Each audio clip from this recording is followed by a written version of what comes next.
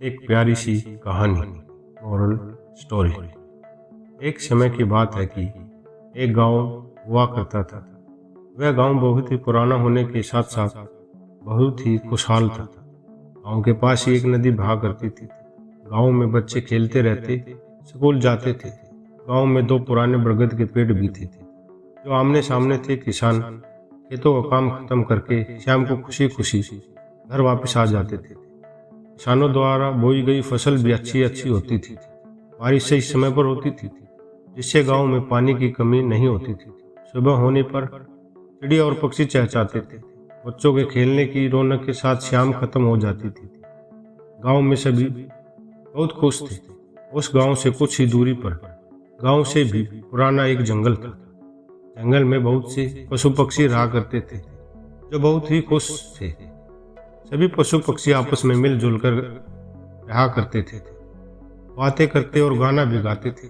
लेकिन एक समय ऐसा आया कि बाजार में लकड़ियां से बने सामानों की मांग बढ़ गई, जिस कारण शहर के लोग जंगल आकर धीरे धीरे सभी पेड़ों को काटने लगे। एक दिन उनके पास गांव जाकर एक बुजुर्ग व्यक्ति आया और कहने लगा, अरे तुम ये क्या कर रहे हो? अगर तुम ये पेड़ काटोगे तो बहुत बुरा समय आएगा। बस इतना कहकर वह व्यक्ति वहां से चला गया। पेड़ काटने वालों ने उसकी बात नहीं मानी और एक दिन ऐसा आया कि जंगल के सभी पेड़ खत्म हो गए। गर्मी का समय आ गया।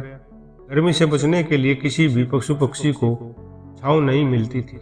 गांव के पास बहने वाली नदी धीरे धीरे सूख गई। पशु पक्षियों को प्यास बुझाने के लिए पानी नहीं मिलता था। ऊपर से सूरज भी बहुत अधिक चमकने लग गया था। किसानों को खेतों में पानी नहीं मिल रहा था, जिससे फसल सूखने लग गई थी।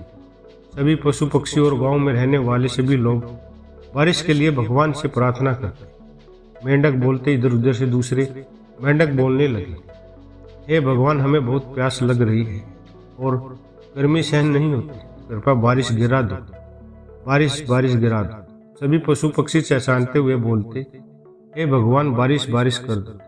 उस बुजुर्ग व्यक्ति की बात बिल्कुल सही हो रही थी। गांव में जो दो पेड़ थे वो आपस में बोलते, अगर बारिश नहीं हुई तो हम सूख जाएंगे। वह भगवान से प्रार्थना करते हैं, भगवान बारिश डाल दो। जब सूरज का चेहरा बहुत अधिक चमकने लगा और गर्मी बढ़ गई, तब गांव वालों के सभी लोगों ने इकट्ठा होकर प्रार्थना की, है भगवान बारिश डाल दो।